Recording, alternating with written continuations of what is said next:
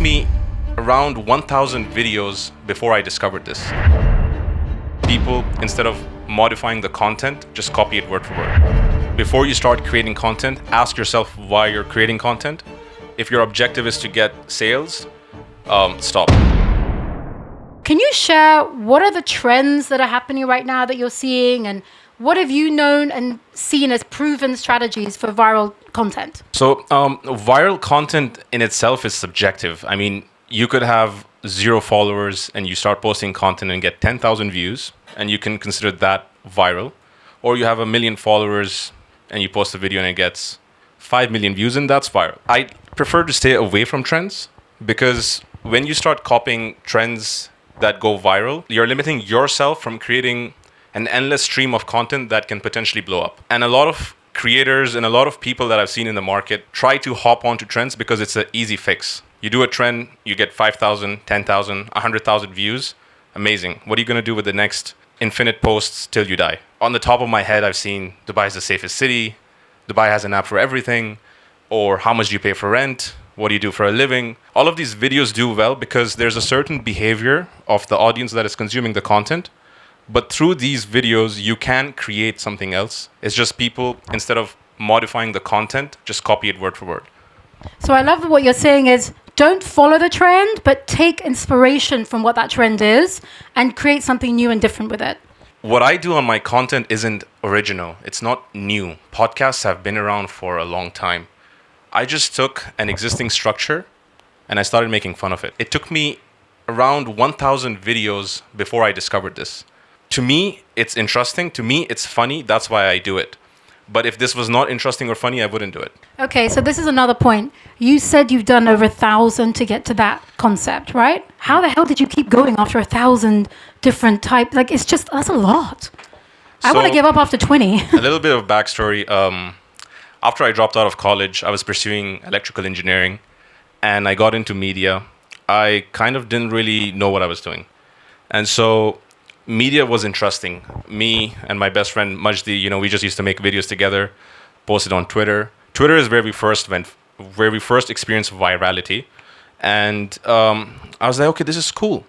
And so when you get your first video to get 500,000 views, you're just asking yourself, like, how did you do this? What caused this video to reach 500,000 people?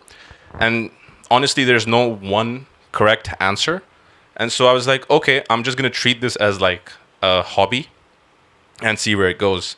And so after I reached 1,000 videos and I figured out, okay, this is exactly what I need to do to go viral, it was very simple. Like for me right now, I can create 25 to 30 videos in half an hour because I know exactly what goes into the video and how it can go viral. So you're saying that everyone is going to find their own secret sauce. It's going to work out differently for everyone, but is there some sort of a roadmap or a process that we can go through to figure out what works and what doesn't? Comedy works for you.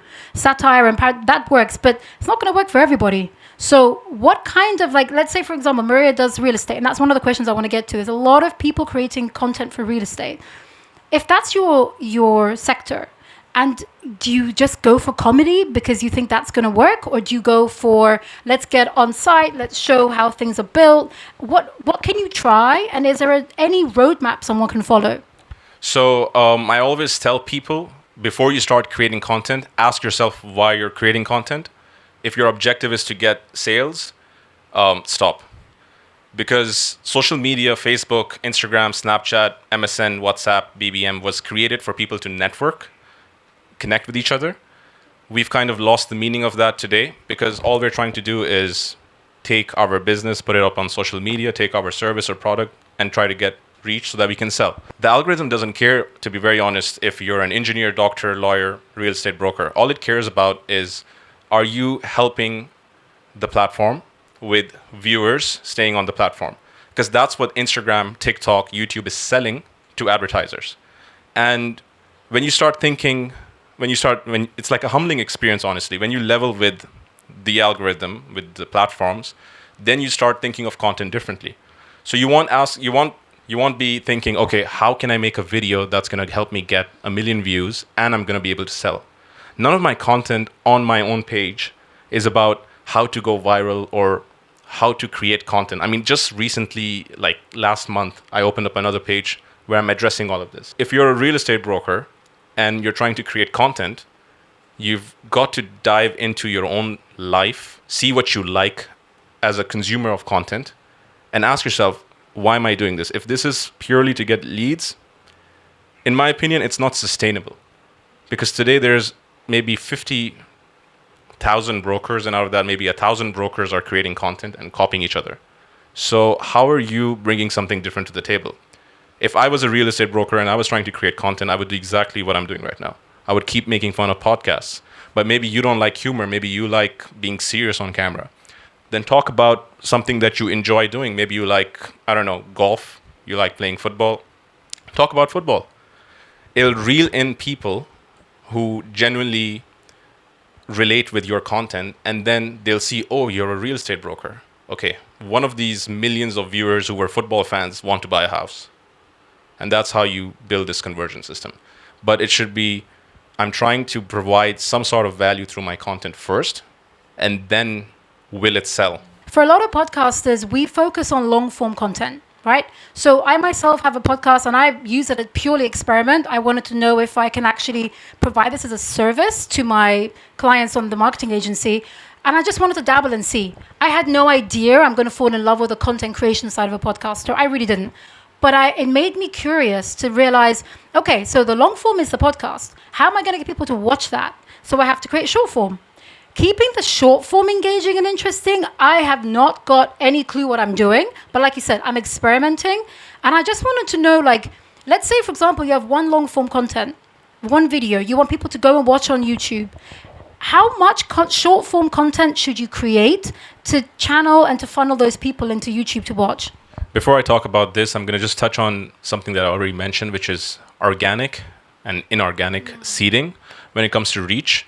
So both short form platforms such as Reels, YouTube Shorts, TikTok, Snapchat Spotlight have their own algorithms doing that for you, which is bringing in organic reach.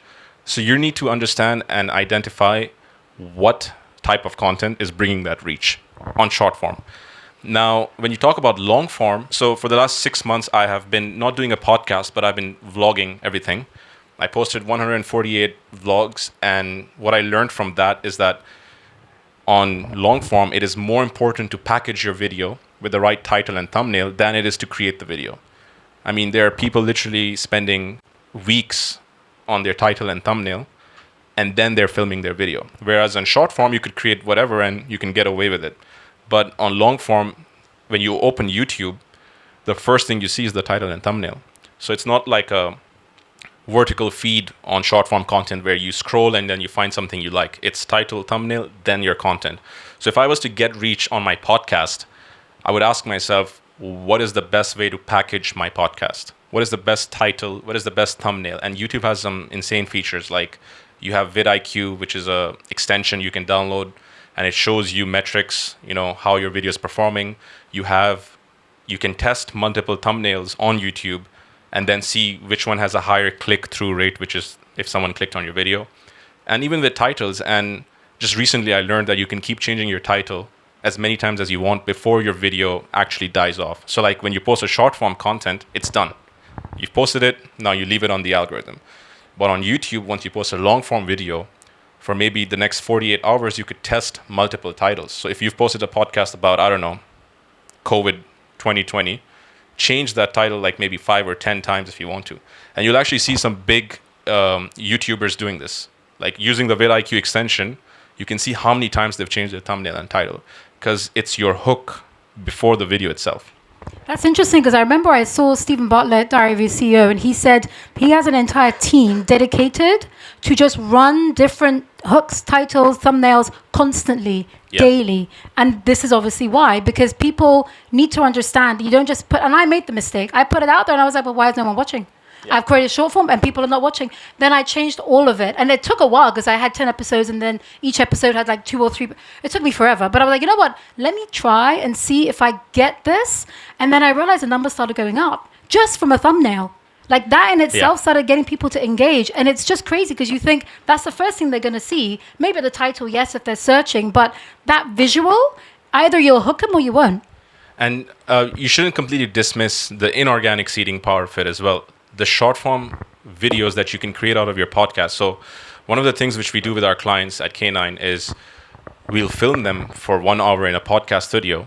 And it's not a podcast, but the whole idea of that podcast is to create clips.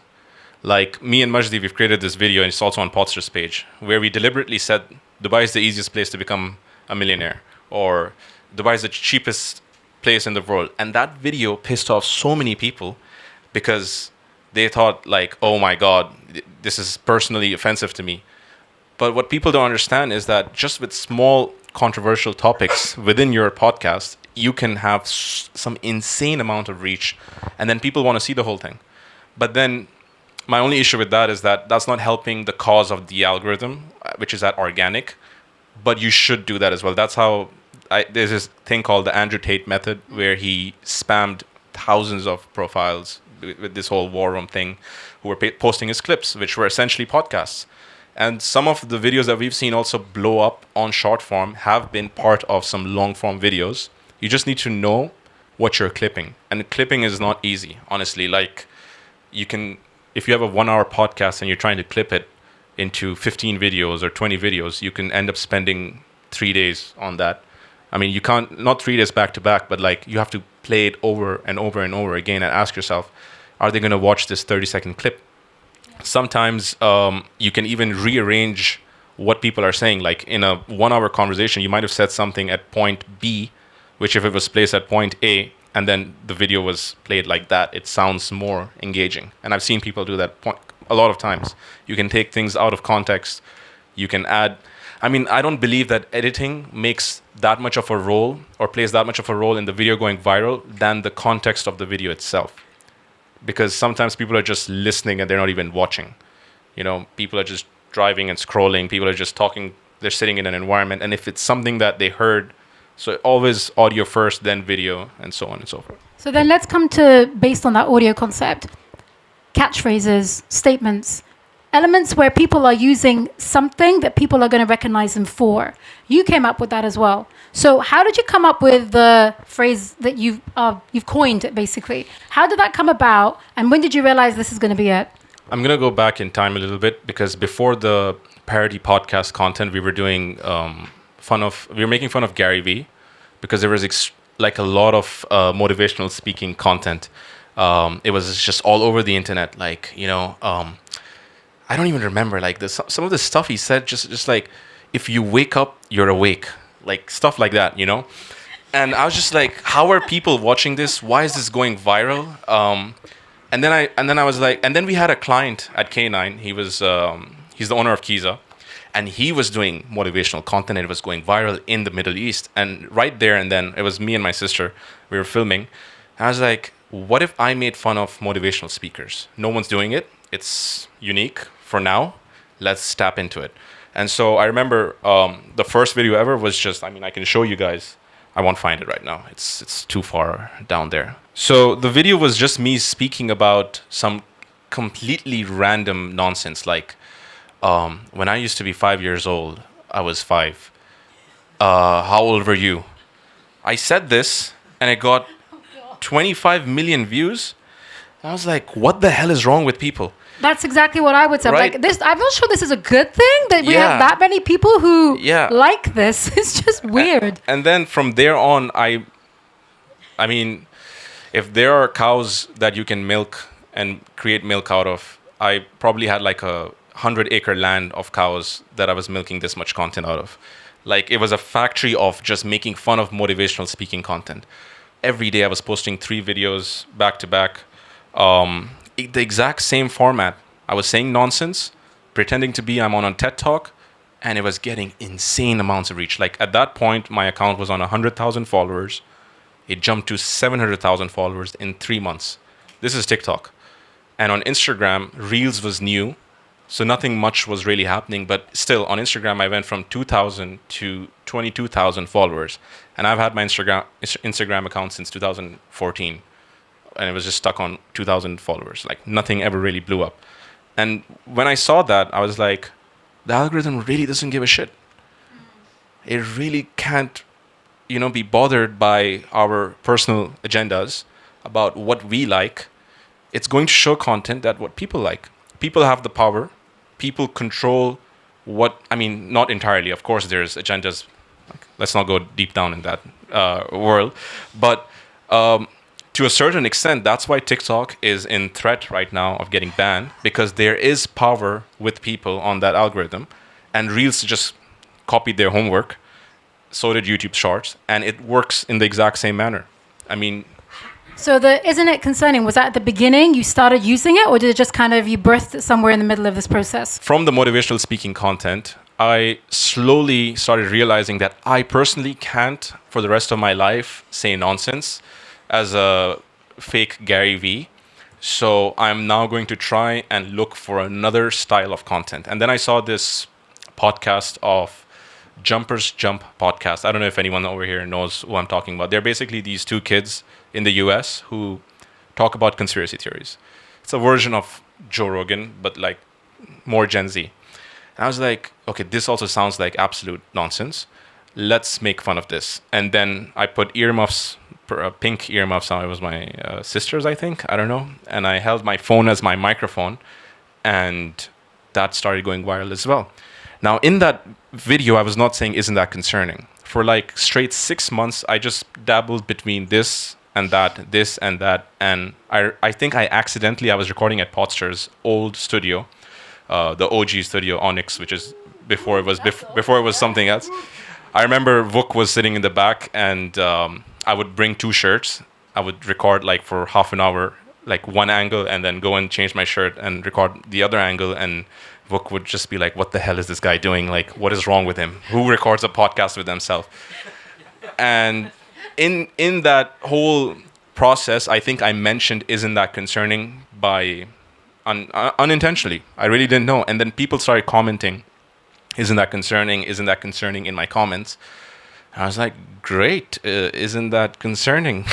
And that's how it was born. And today, I mean, if you Google just the phrase, isn't that concerning? Like right now, you'll find my face right there, because of the amount of organic reach that phrase has on the internet because of my videos. Do I spend effort in researching? Like before, I was just making up nonsense, but now what I started doing is I literally go on Reddit or YouTube and write shower thoughts, and I find like hundreds of these questions and these nonsensical ideas, which now I just have to plug and play. And people even DM me stuff all the time. And sometimes I just repeat them. Like literally, I put as little effort as I possibly can for the video to work, because I understand that the algorithm doesn't care. So why should I?